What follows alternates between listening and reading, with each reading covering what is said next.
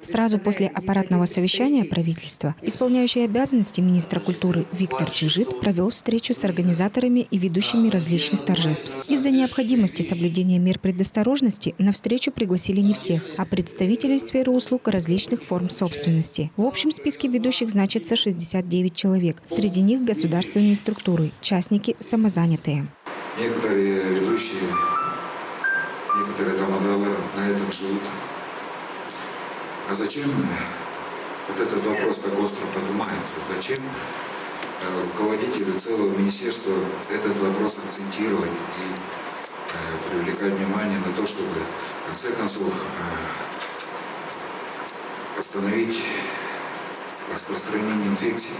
Стоит Россия, выиграла эту нишу и предоставила эту вакцину всем. Люди теряют деньги, большие корпорации теряют деньги, и поэтому они раскачивают внутри политической ситуации, говоря о том, что Ковивак это ничто, Эпивак это ничто, Спутник Ви это опасно, вакцинирование это чипирование лично, потому что они финансируются.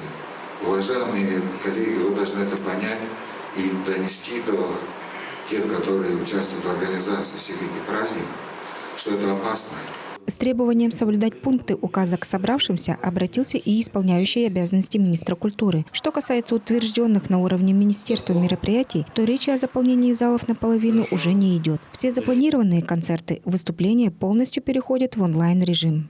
Что будет с теми, кто все-таки нарушит запрет главы республики?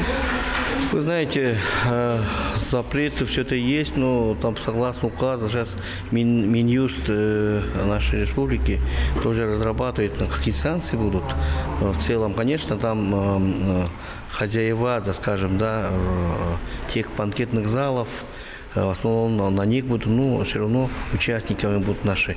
Поэтому, если вплоть таких больших нарушений, мы вплоть до увольнения с работы.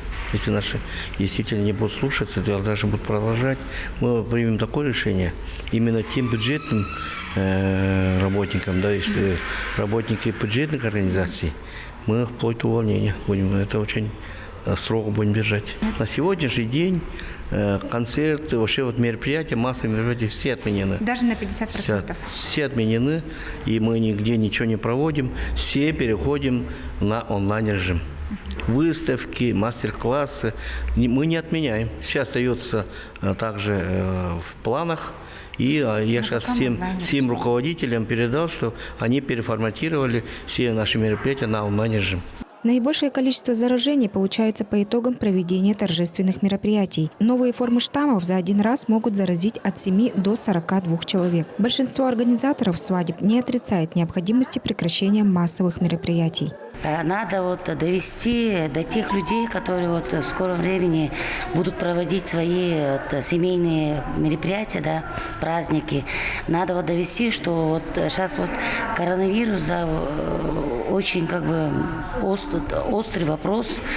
Надо потерпеть вообще до следующего года. Я к этому отношусь положительно, потому что так как сама являюсь организатором, то есть ведущей свадебных и любых юбилейных праздников, поэтому я считаю, что это очень правильное решение, что ограничили проведение таких массовых мероприятий, потому что здоровье важнее всего. В свое время я сама в сентябре переболела этим страшным недугом. 50% поражения у меня было как раз после того, как провела праздник. Поэтому я считаю, что уж лучше отложить такие праздники, чем рисковать здоровьем своих родных и близких.